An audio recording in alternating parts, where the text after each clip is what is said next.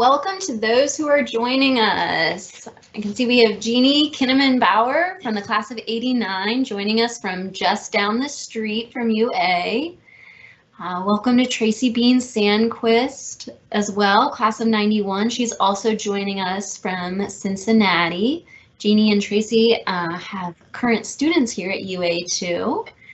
Welcome to Paula Asmus, class of '79. Paula's joining us from Westchester here in Cincinnati. We will get started soon. We're just going to give everyone a couple more minutes to join us. So thank you. We have our students back on campus, which is pretty exciting. Everyone has been back on campus for about 3 full weeks. We started with a phased in start with one class at a time starting, and then a couple classes at a time as we got used to things. And now we have everyone back on campus. We have obviously lots of new procedures for keeping everyone safe, but it's been really nice to have the girls' energy back on campus. We have some more people. Natalie Adler-Skarzinski, class of 2008, one of my classmates joining us from Cincinnati. Welcome. Laura Schottmer-Downing, class of 2012, I assume also joining us from Cincinnati. Laura Hills, welcome, class of 2001 here in Cincinnati as well. Oh, and here's someone from Chicago, Emily Haglich, class of '06, welcome. And we have someone else who hasn't shared their name yet or their class, but from Cincinnati, welcome. If you haven't entered your name, class year, and the city from which you're joining us in the chat box, please go ahead and do so. Ashley Enyard-Higgins, class of '09, joining us from here on campus. Ashley is an alum, but also our director of admissions. Welcome. So we'll give people about 1 more minute to get on, and then in respect to your time and your lunch hours, we'll go ahead and get started, and hopefully everyone else will join us soon. Welcome to Angela Grewal. I hope that's how you pronounce that, class of 2005 from Cincinnati. I can see Jane recognizes that name and a big smile. Glad to see your classmate here with us today. Jackie Ruggiero, class of 2011, joining us from New Haven, Connecticut, where she's in grad school. Ginny Walters from the class of 2007, joining from Mankato, Minnesota. And I have to give props to Ginny. One of the books I'll mention today she recommended to me. It'll be on the resource sheet that you get after this session. It's really good. Andrea Larsgaard, class of 2005, Cincinnati. Emma Shreve, class of 2009, Fort Collins, Colorado. That might be our furthest so far. Someone commented, where is the chat box? You found it. Where you typed that is the chat box where you can put your name. Bethany Bamer Huffman, class of '99, Cincinnati. Anna Tiger, class of 2016, joining us from DC. Michelle Simon, class of '76. Oh, here's another far and away one. Jody Meyer, class of '67, joining us from Boston. Welcome. Lisa Federle Tosh, class of '84. Claire Barrett, class of 2011, from Detroit, Michigan. We have Marianne Cocaine, Milford, Ohio. Leslie Hellman Goodhart, '79, Blanchester, Ohio. Oh, in North Carolina, Amy Eggenberger, class of 2006. We have a member of the class of 1976 with us. And Nicole Yankelov Taylor from Raleigh, North Carolina, class of '99. I'm sure we'll have some more coming in, but we are going to go ahead and get started. So hello and welcome to our first ever Alumnae Symposium webinar, Navigating Respectful Political Dialogue. We are thrilled to welcome Ursuline alumnae from, as you can tell, across the country and spanning all the way from the class of '56 to the class of 2017. I am Ellen Funk Valentine, class of 2008, and the Director of Alumni Relations here at Ursuline. And I'm joining you from our lovely alma mater this morning. And like I said, if you haven't already, please take a second to post your name, class year, and where you're joining us from in the chat box. While you're doing that, just a few things. If you have any questions during the presentation, please type them into this same chat box that you're using right now. We will cover as many of these as we can during the Q&A portion at the end of the session. Also, if for some reason you lose connection, don't worry, we are recording this session and we will be sending out the recording.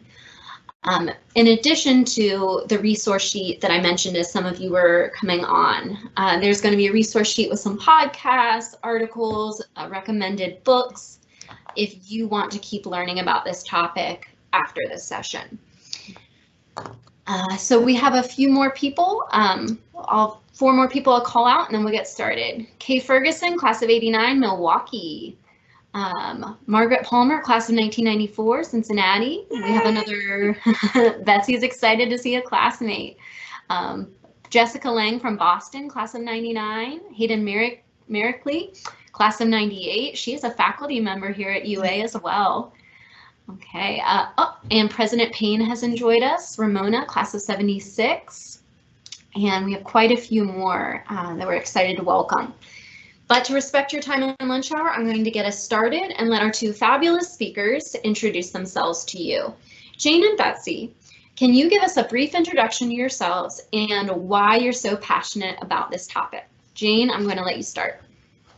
Great. Well, thank you so much for having me, everyone. I am obliged to say UA05's got spirit to the two classmates I know are on here. I'm Jane Coaston. I'm a politics reporter at Vox. That's VOX. I live in Washington, D.C. have been here for about 10 years, and I've been in political reporting for, it feels like thousands of years, but I think it's actually technically only been about 5 or 6 years. I'm also a co-host of the popular podcast, The Weeds. You may hear me every other Friday or so on NPR's 1A when you're driving into and out of work. And as a politics reporter, I'm incredibly passionate about both politics and the practice of politics, which is actually what we're doing right now. I think it's really important to recognize that while our political conversations are important, there's a right way and a wrong way to do so, especially when we recognize that politics is not theater, politics is not a sport, politics is how we try to work as communities, whether those are on city council, whether those are in student council, or whether those are on the federal level. It's how we try to work together to come to some sort of decision. And so I'm extremely passionate about making sure that these conversations make sense, making sure that these conversations are done well, and making sure these conversations don't lead to anyone being banned from anyone's Thanksgiving table.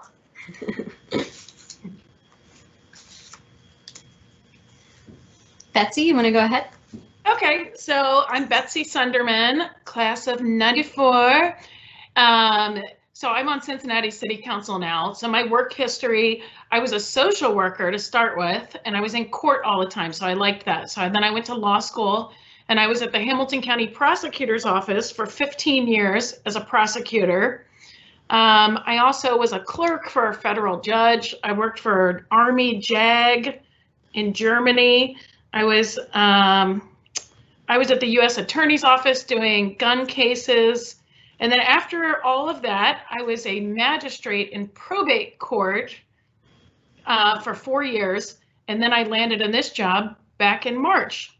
So I've always been a political person. I am very strongly on one side of the spectrum, and my husband is very politically active on the other side. So we just have lots of political friends and we're just deep into it. I was raised by a judge. My dad's a judge. I constantly went to political things. So it's just in a sick and twisted way. This is just what I'm used to and I just like it. Thank you both so much for introducing yourselves, for joining us today. So let's head into the meat of the matter. First of all, why is this topic necessary? Hopefully, since you're all joining us today, you already have an idea that it's really important. We were all raised with the Ursuline philosophy that calls us to voice our ideals, to accept the responsibility of freedom, and to foster a community of mutual respect. And yet, in our politically charged climate, this may be feeling more and more like an impossible task for many of us. As Sarah Stewart Holland and Beth Silver say in their book, I Think You're Wrong, But I'm Listening, it often feels like We are enemies, and our side is engaged in an existential battle for the very soul of our country. I'm going to say that one more time because I think we really need to like sit with that for a second. We are enemies, and our side is engaged in an existential battle for the very soul of our country. That's the way it often feels. So this feeling of being at battle for the values of our country often leads to a gravity to our political discussions, and it makes it feel sort of like life or death. Jane and Betsy, how do you handle differentiating someone's moral values from their political stance? Betsy, do you want to take us off? Yeah, well, I guess the answer is you can't always do that. Sometimes they're just intertwined. I mean, if someone is hateful toward a certain race or gender or sexual orientation, and you happen to be that, then how do you not take that personally? That is a moral judgment. When people bring up religion with politics, that's when morals and politics get really intertwined. So if you can try to leave religion out of the conversation, that's very hard for people. But if you can do that, that cuts down on the intertwining. I think what you need to separate is friendships from politics. I don't think you can separate the friendship from the moral kind of values. You need to just figure out, is this person my friend? Can we be friends outside of the politics? Maybe I love this person's politics, or maybe I don't, but I think that's the division we need to work on.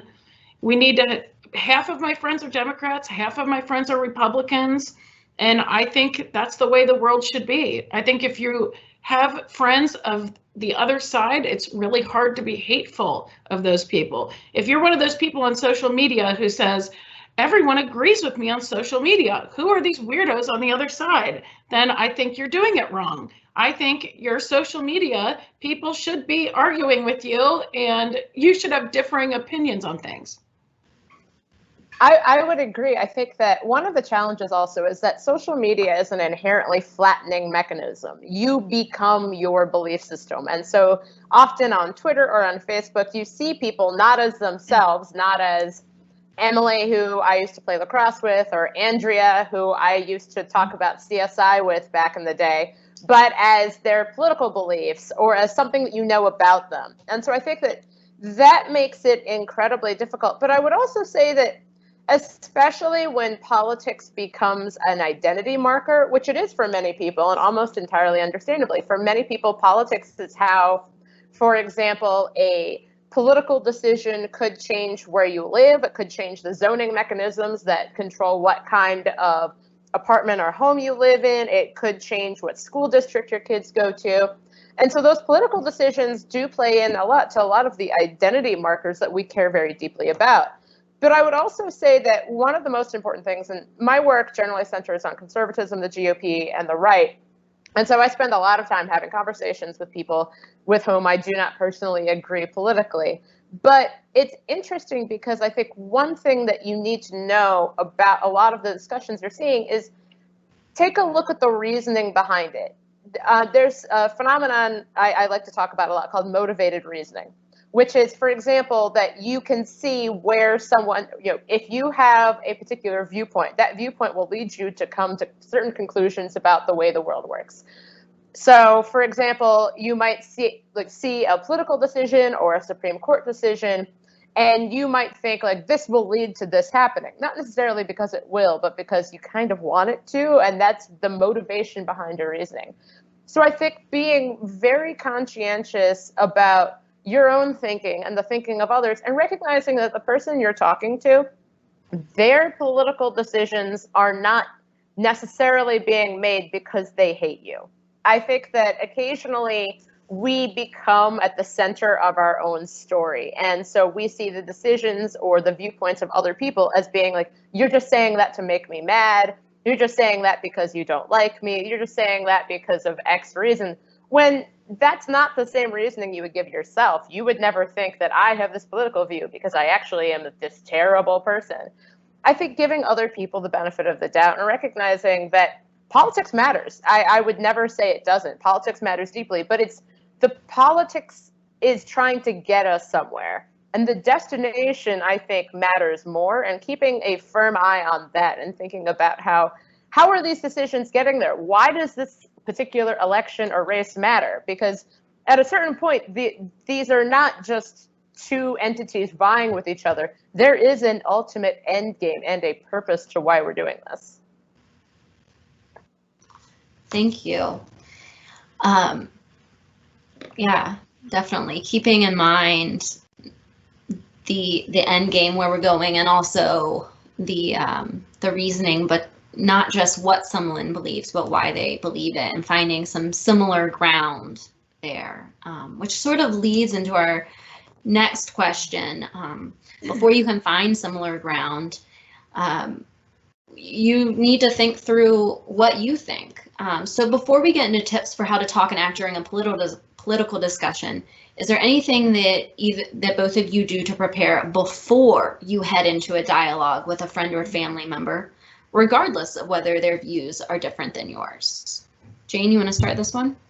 Well, first and foremost, and I know this might sound a little strange, sometimes I wonder, why do you want to have this conversation in the first place? If I'm at the gym and I'm working out next to someone, I don't know if this is necessarily the time to be like, so what do you think about the Affordable Care Act? Do you think the Supreme Court decision on this will lead to like these specific changes to care for people with pre-existing conditions? Like, maybe it's not the time. Keeping an eye on that context, or why do you want to have this conversation?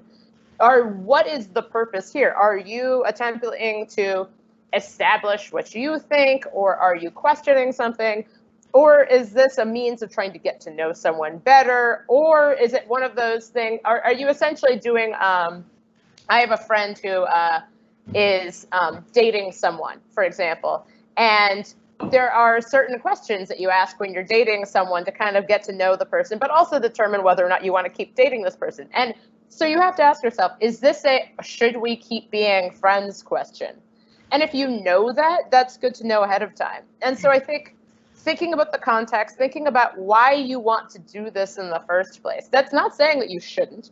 A lot of these political conversations can be really helpful to your understanding, but you have to recognize that how you see this person might change for better or for worse. It might be, oh, what a relief, we think the same way about this, or we've been so close because we have never talked about politics, but now I know that you're a big time X. That changes how I think about you. You need to be prepared for the results of what that conversation might look like, and think about why you want to have that conversation in the first place.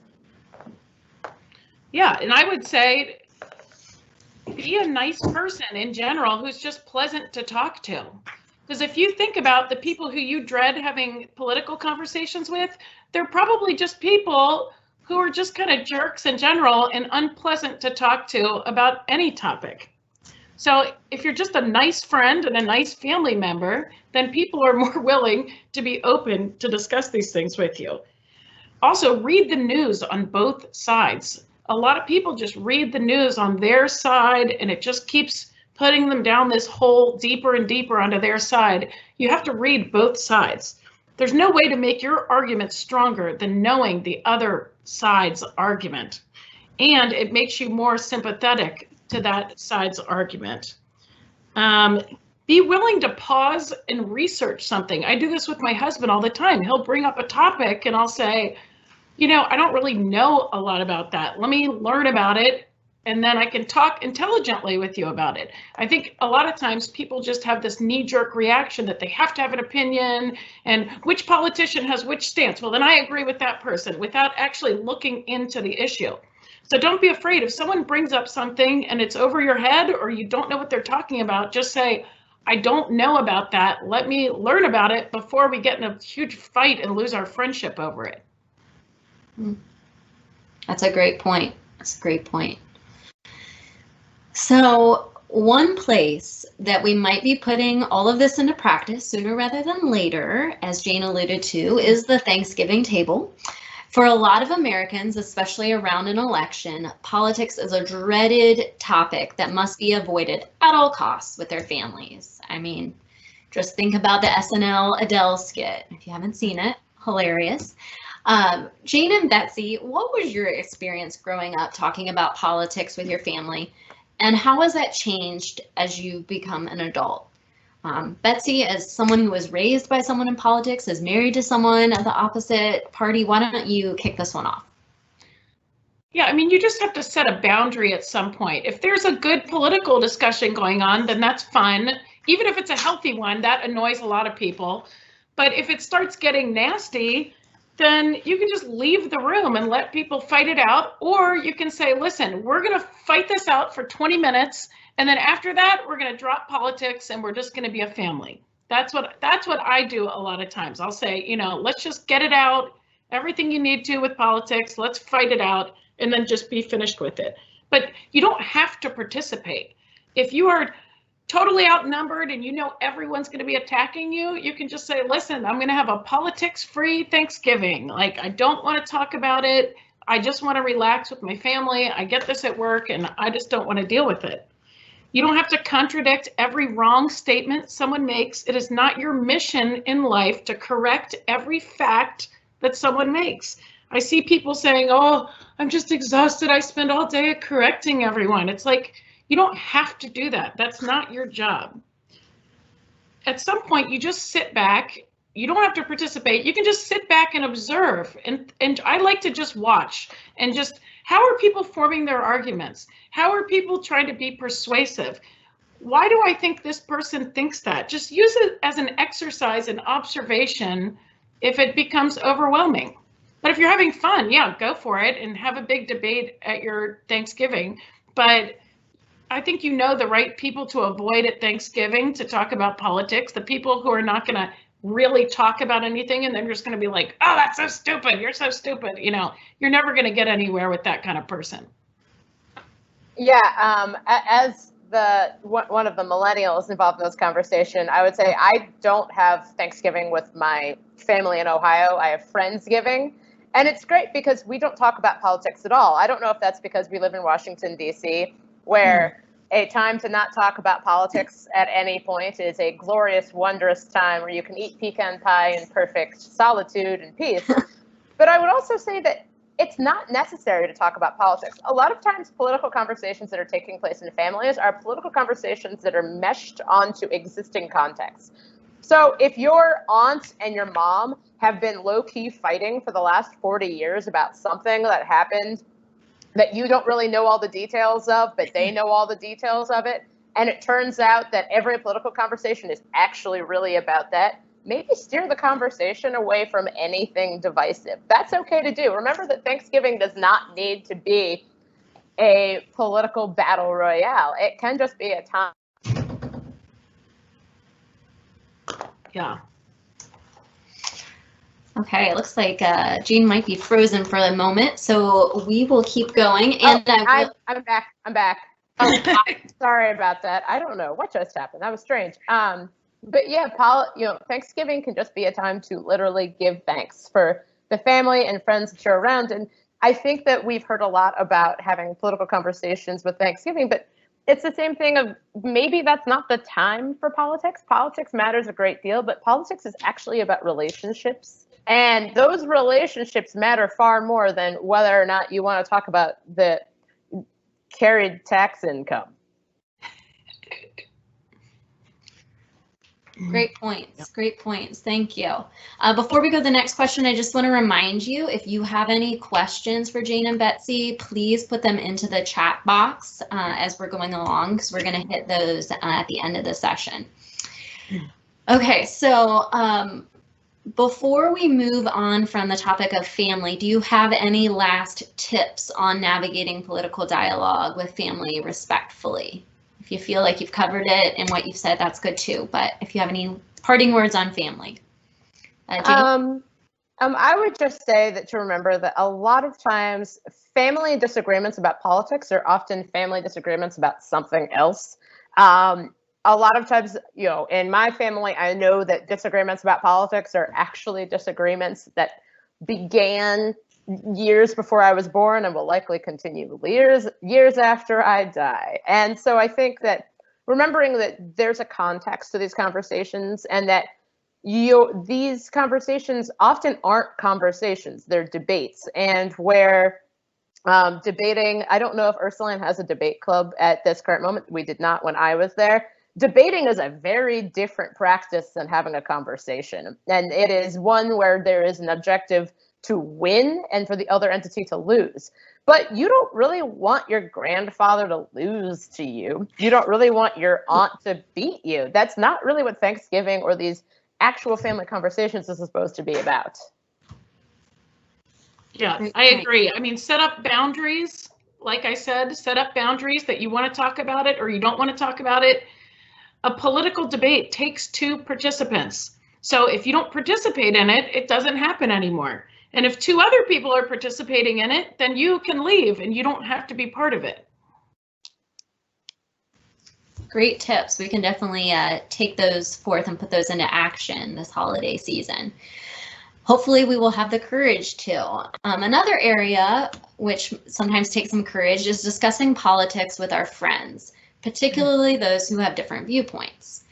Do you have many friends or coworkers with differing political views, and how does that affect your friendship or your working relationship with them? Again, Betsy, I know you have a lot of experience with that every single day. If you want to start us off. Yeah, pretty much all of my coworkers are on the other side of politics from me. So I deal with this every day. We had a city council meeting yesterday where the public chewed me out for a couple hours and chewed out some of my colleagues for a couple hours. But at the end of it, I was chatting with the other city council people and we were talking about our families and we were inviting each other to dinner. And even during council, they were saying, I disagree with you, but I respect you. I mean, some of my biggest adversaries were saying that to me. So you have to form a personal relationship with people. You have to get to know about their motivations, what's important to them, go to dinner with them, learn about their kids, figure out if they love dogs. I mean, the things that make you a friend to someone, you do that with your colleagues, whether you agree with their politics or not. And interact with them on social media in a friendly way. I interact with my colleagues in a friendly way. I don't slam them. I never take personal attacks at anyone. Like yesterday, I was joking with some of them. I said, you know, I love you guys, but I hated all of your votes today. And they said, yeah, we feel the same way. We really like you, but we didn't like the way you voted on anything. But we were all laughing and we were friends. And that's the way you do it. I mean, you don't take personal jabs at people. You don't make fun of somebody's appearance. You don't make fun of where someone lives, that kind of stuff. You can make fun of their political views in a professional way. Yeah, I would say it's challenging in my line of work. I do work with people with differing political views. And I think that one of the current challenges, and I'm not sure if other people are experiencing this right now, is because we are not having conversations in person. We're doing all of our conversations on Slack. And as anyone who has ever texted anyone knows, that how things come across in text and how things come across when you can see people, those are two very different things. And let's just say that there have been a couple of in Slack fights that I don't think would have happened if we could have actually seen each other's faces. But I think that recognizing that your friendship comes first, in general, your friendship did not begin on the foundation of your political views. But I would also say that your friendships can grow and change, and it's not necessarily that you are going to stop being friends because they have different political views, but you can prioritize other friendships or deprioritize certain friendships if you find those views, as Betsy talked about earlier, if these views are tied into how they see you as a human being, if these views are, anathema to you on a moral standpoint. We're not talking about tax policies, which obviously taxation is deeply important and does speak to a moral argument regarding the role of government in our lives. But, there are some of these moments in which you do have a moment where you're like, I didn't know this person felt this way, and this is deeply tied into who I am and how I live my life. And, not just how I live my life, but how my family functions. And so it's okay for friendships to grow and change. And I think that it's okay for you to recognize that, we were closer friends, but now we're less close friends. But know that that friendship in no way means that you give up your responsibility to be a moral actor, to not assume you can't assume the worst of them. You can't assume the worst of their views. You can't think the only reason why you think that is because you are dumb and or evil. it does mean you can't give up your responsibilities as a citizen and as a moral actor, as we learned at Ursuline. But it also means that you can rethink your friendships at any time you want. You are not legally required to be friends with anyone. Okay, so we're already hitting 12:30, so I think we are going to hit one more question and then head to the Q&A. So discussing politics, and especially with friends and family members, people we're close to, can be draining, especially as we work to change some of our own habits and think about some of these tips that Betsy and Jane have given us. So how do you avoid political discussion fatigue, especially in a time like this, the election, where it seems like it's all around us? Yeah, I would answer this the same way as interacting with family. I mean, you set up boundaries. Like I said, my husband and I have very differing political views. When we argue about universal health care, we're like, how could the other person have that view? But I understand why he has his view. He understands why I have my view. And we just agree to disagree on that issue, because we're never going to convince each other, but we both respect that the other one has legitimate reasons for believing their side. You just have to agree to disagree sometimes.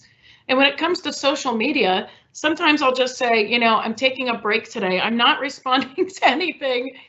Every time you respond to something, it just results in 2 more questions, and the questions get bigger and bigger and bigger. And you don't have to interact with everything. You can just take a mental break.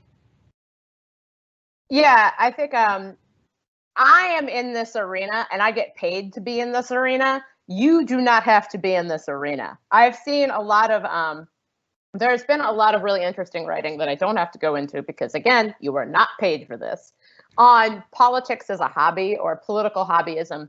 And so we've seen a lot of times where the more anxious you get about politics, and that can also be an indication of how you feel as if you can't really do anything about politics or political decisions being made. And so the more you tweet about it, the more you Facebook about it, the more you argue with people about it, sometimes that's an indication of you feeling less and less empowered within our political structures.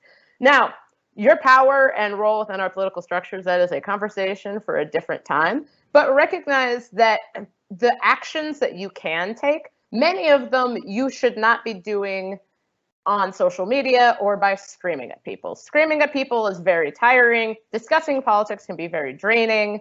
And especially when those conversations are making you less likely to actually be active in the political arena. When conversations with friends are depressing you or making you less interested in getting involved in causes that you care about, causes that could foment actual political change, those conversations aren't helpful. Again, if you are paid to be a political writer or a pundit or an opinion journalist or a something who does a something, great. Like that's our arena, but you don't have to do this. You do not need, I help to co-host a politics podcast, and I get emails from people all the time. Like, I've been spending every single day reading about this, and I'm like, you don't need to. It's great. Informed voters, informed thinkers, fantastic. But at a certain point, it's, what is this information going to do? If you've got all the ingredients to bake a pie, but you just spend a lot of time accumulating more ingredients, at some point, just go bake the pie. Just go do the thing you want to do. I think that recognizing that this is not, politics shouldn't be a hobby.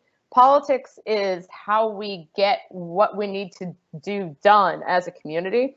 And that can be done not necessarily by having discussions that exhaust and terrify you, but by getting involved in organizations you care about, thinking about politics on the local level, getting involved in city council, getting involved in your local politics, understanding that politics is inherently local. The nationalization, I have a whole spiel about the nationalization of politics, in which something that happens in Minnesota becomes deeply important to someone who lives in Atlanta, which it can be interesting, but also sometimes makes you feel very disconnected from the events happening right next door to you. What's happening next door to you is also politics. So I think staying focused on that and recognizing that politics is what we do every single day, and yelling about it might not be helpful. Thank you. Everything you guys have had to say today has been really thought-provoking. We are nearing the end of our time together, but we want to make sure to open our discussion for Q&A. So thank you to those of you who have already thrown some questions in. If you still have one, there's time to put it in the chat box and we'll get to as many as we can. So our first question is, how do you tackle conversations in the workplace that don't start as political, but that can easily be turned into something political? For example, diversity and inclusion, increasing minority presence, etc. And how do you deflect personal jabs from others to keep it professional?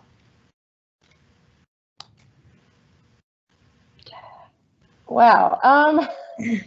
I think that it's very important to maintain that separation. You mentioned personal jabs. That's not necessary. I think that is one of the experiences that we have a lot recently is the political becoming personal. The personal in many senses was always political, but the political becoming personal, where this somehow is meshed onto other things about you. You're not just a Republican, you're also the person who microwaved fish in the office microwave. I think that it's really important to recognize that politics needs to, in some ways, be about what we practice, not who we are. You are not actually, how you think about healthcare. You are the sum of all of the context of who you are as a human being. And I think recognizing that, and also thinking about why are these conversations taking place in the first place, and thinking about the context and when is the right time and when is the wrong time to have them.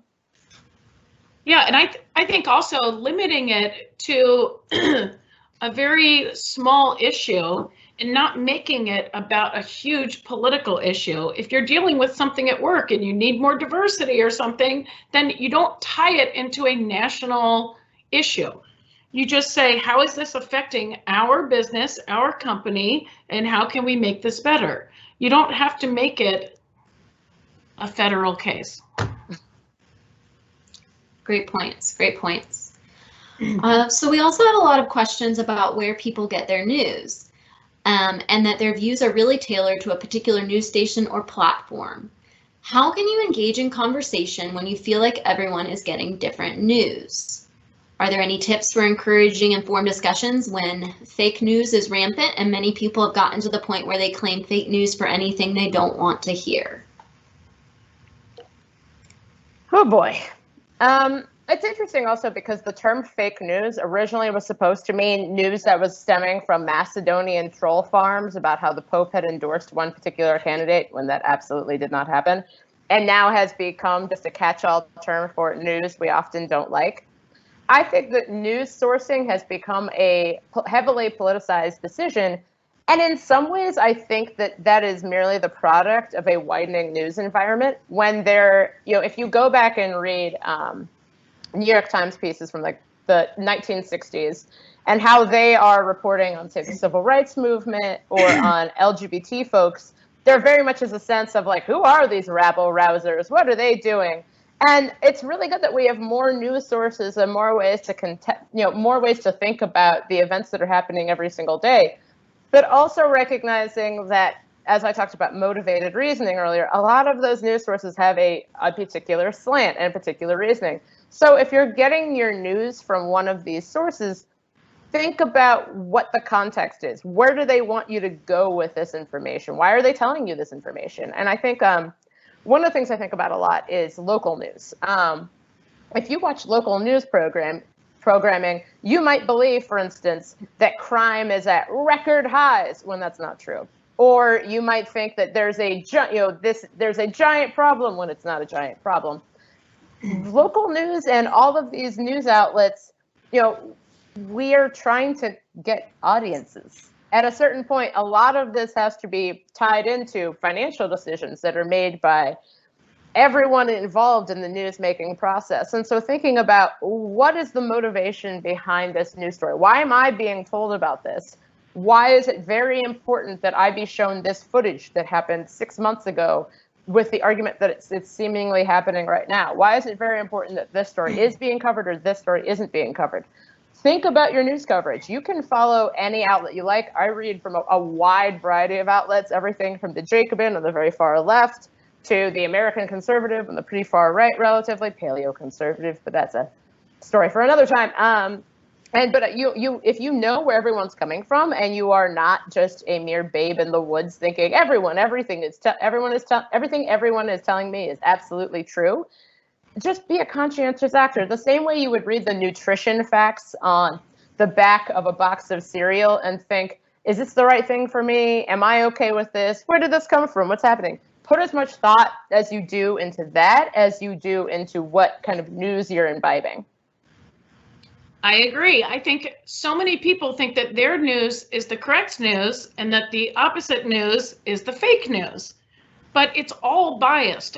Everything, all news is biased. So when people say, well, I listen to, NPR or something, and that's totally unbiased. And I say, well, I don't think so. I don't think any news source is unbiased. You need to broaden your news sources. I read a ton of local news, of course, because I'm on city council. So I'm always online with 5, 9, 12. I like all the national news, ABC, NBC, CBS, all that good stuff. But then I also do like Fox, Mother Jones, CNN, Washington Post, everything. It's easy when you have like social media and you just put all those in your news feed and you can be constantly reading those. But then people are always sending me links to other things. People just need to understand that their news is not the correct news and the other news is not fake news. I get this all the time when people say, are you reading fake news? And I'm like, ugh. Are you reading fake news? I don't know. It's all biased. You have to have a brain and be able to figure out what's real in the news. Absolutely. Absolutely. So this is an interesting question. Someone wants to know, have you ever felt at risk in the past year for your political views? Yes, absolutely. Yeah, people threaten me all the time for my views. People say they're going to blow up my house. They're going to attack me. They're going to attack my kids. They're going to destroy me. Absolutely. People threaten me all the time. But that's the nature of, I guess, being in a political office. Unfortunately, you've got people on both sides who are just, that's how they think they persuade people. And it's like what Jane was talking about, like you don't scream and curse, and that's not very persuasive, but it does get media and it does intimidate people into not wanting to be in political office. We wonder why it's so hard to find good politicians. It's because it comes with a lot of emotional baggage for your family, for yourself. So absolutely, I feel threatened sometimes. So how do you maintain like your mental health and all the feelings that come with that? You just have to have a thick skin. If you want to be in politics, you just kind of have to be a tough chick.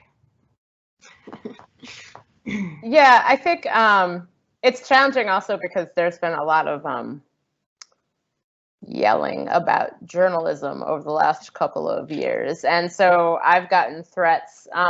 But I also think it's worth noting a lot of times where those threats are coming from. One, social media makes it so that sometimes I can tell that people do not see me as being a real person.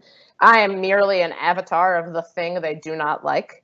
And so it's always funny also when you meet people who listen to your podcast and they're kind of surprised that you're a real person who does things or wears sweaters, and you're like, oh yeah, I'm real.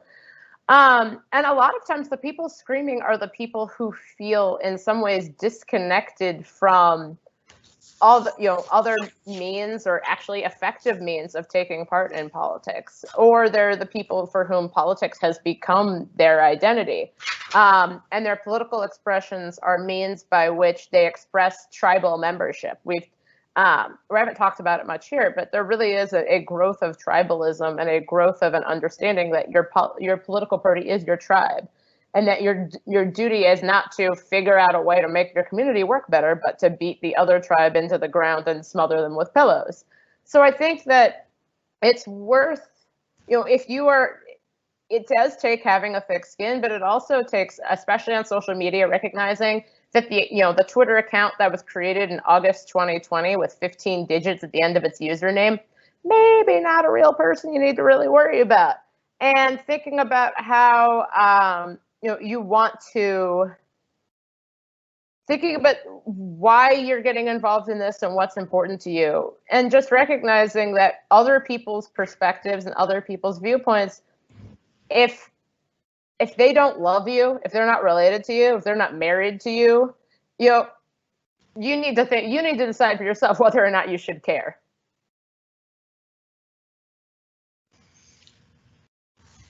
Wow, thank you. Thank you. We have some more questions that have come in the Q&A, but I do want to be respectful of the time slot that we sent out. So we are going to stay on for a little bit longer, but I am going to officially conclude today's session. So I want to go ahead and before some of you sign off to go back to work, give a huge thank you to Jane and Betsy for taking time out of their very busy schedules to join us today. They've been a wealth of experience and information for us, and we are so very thankful.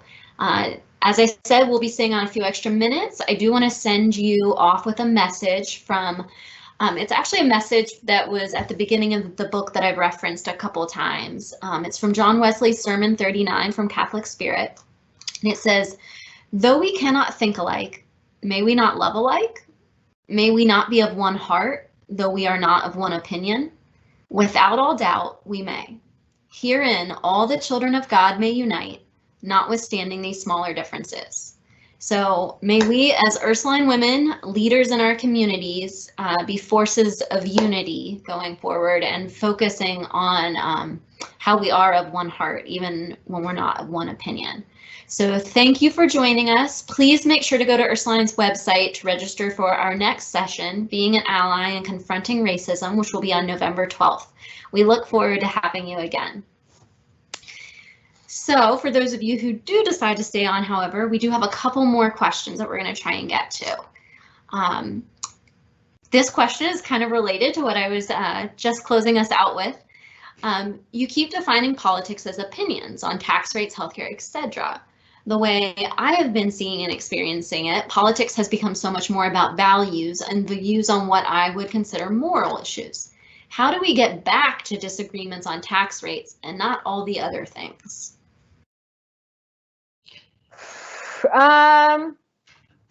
Well, I would argue in many ways that while we were having conversations about tax rates, other conversations were taking place that we weren't paying attention to. My colleague Ezra Klein wrote a book, Why We're Polarized, that I highly recommend, where he talks about how we have this idea of this halcyon time where our politics was focused on the issues. And that's largely because our politics, our political parties, especially at the highest levels, were made up of people who were very much all alike. In general, white men who basically agreed on most things in the cultural arena, but might disagree on the earned income tax credit.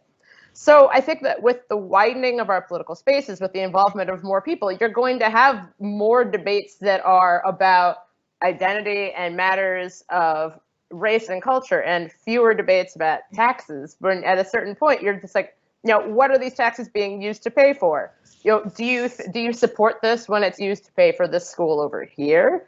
What about the school over here? And so I think that the barn door opened on that a long time ago, and I think those horses aren't coming back. Something I find helpful too is to debate issues instead of candidates. People feel so emotional about, especially the presidential candidates, this person's moral, this person's amoral. And if you argue about the issues, I'll say, tell me the issues why you don't like that person. Then it brings a lot of the emotion down, and then you can actually talk about what I think matters. I read recently that there was a study that the amount of time that the news spends on the issues versus the candidates has gone down significantly in the past decade or two. So yeah, that's a great point, and kind of leads to another question we had, which was, Obviously, you guys have talked about how there aren't any truly unbiased sources, but this person subscribes to The Week magazine, which does give two sides of an issue. Are there any other resources that you know like that, that in one place present differing perspectives? I think that it's worth noting, The Week is fantastic. There's a piece in there that I've been referencing a lot lately about social conservatism. But I think that there are some good sources for that. But I also think that having more sources, and especially because keep in mind that if there is an outlet that's like, we published the 2 opinions on the same basic subject, those opinions, and I've gotten outreach from editors for this, those opinions were culled from a specific group of people. So it's not necessarily that you are getting the best examples of the opinions on this particular issue. It's just the opinions the editor could find in 24 hours. So I think having a lot of resources, having a lot of primary sources, as we learned about at Ursuline, and thinking critically about what these sources are trying to say and what these sources are trying to talk about. Is there anything you want to add, Betsy, or? No, I just read news from both sides. I don't really know. Now I'm subscribing to The Week, but I didn't know about it. So we all got something out of today. Okay, we have one final question. It's a big one, some heavy content for our last one. What are both your insights in the battle over BLM? I try to understand the side of people who do not agree with me, but I struggle to understand why saying Black Lives Matters angers so many people. How can we constructively engage in this discussion? Oh boy. And I hope this speaker joins us for our next session. I think that one of the challenges here is that, again, the conversations we're having about Black Lives Matter, they aren't new. Black Lives Matter emerged in 2014, 2015, and they are the context that we're having right now of a global pandemic where everyone is home, a global pandemic in which everyone is home and is online a lot. And so I think it's worth recognizing that the context in which these conversations are happening and noting that this isn't new. And so I think that the means by which to think about Black Lives Matter, the phrase and the organization, which are 2 different things, I think it's really worth thinking about that available context and taking the opportunity to learn a lot. I think that one of the things I remember thinking about as a African-American person is I would meet people who were like, I've never heard of this before, I've never thought about this before. And that's a good thing in some ways, to be confronted with new information and to change your mind and to rethink old ideas that you'd never even really considered as something that you held before. And so I think taking the time to listen and taking the time, if you're having a conversation about Black Lives Matter or really anything that we're talking about in our politics right now, you don't necessarily need to, my stance, this is your stance, we must duel at dawn. I think taking the time to understand how they got here, where we're going, and thinking about those moments really specifically is important. Yeah, I think you need to break down the different parts of Black Lives Matter. I mean, unless you're like a complete white supremacist, you believe that Black people's lives matter. I think we can mostly all agree on that. But then if you break apart the BLM movement, what is it that's concerning to people? Is it systemic racism? Then let's talk about that. Is it police brutality? Then let's talk about that. Do people think it's all about looting and anti-government? Then let's talk about that. So there are so many issues within it. What are the issues that people think they're talking about when they're talking about that movement, and then talk about those issues? Yeah, absolutely. I think 2 of the themes that have definitely emerged today are taking off those like sports teams jerseys or tribal identities, and really get to the heart of the issues, and talking about those issues more than like particular titles or candidates. So absolutely. Those are all the questions that we had. This has been a really rich conversation. Thank you both for joining us, and for everyone who stuck around. It was great to have you, and have a wonderful week. Bye. Thanks, guys.